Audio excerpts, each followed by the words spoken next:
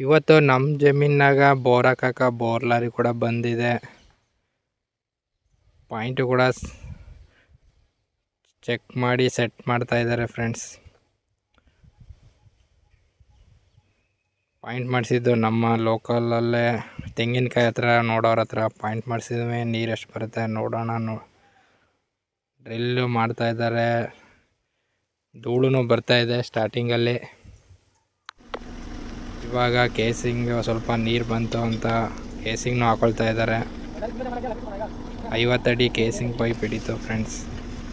ಅದನ್ನು ಇವಾಗ ಫಿಟ್ ಮಾಡ್ತಾ ಇದ್ದಾರೆ. ಫಸ್ಟ್ನೇ ಕೇಸಿಂಗ್ನ ಪೈಪ್ನ ಫಿಟ್ ಮಾಡ್ತಾ ಇದ್ದಾರೆ. 230 ಅಡಿಲಿ ನೀರು ಸಿಕ್ಕಿತ್ತು, ಅದಕ್ಕೆ ಇವಾಗ ಕೇಸಿಂಗ್ ಪೈಪ್ನು ಬಿಡ್ತಾ ಇದ್ದಾರೆ. 230 ಅಡಿಲಿ ಎಷ್ಟು ನೀರು ಬಂತು ಅಂತ ಕೇಸಿಂಗ್ ಹಾಕಿದ್ಮೇಲೆ ಡ್ರಿಲ್ ಮಾಡುವಾಗ ತೋರಿಸ್ತೀನಿ ಫ್ರೆಂಡ್ಸ್.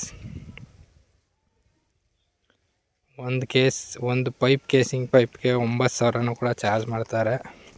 ಒಂದು ಅಡಿಗೆ 450 ರೂಪಾಯಿ ಅಂತ.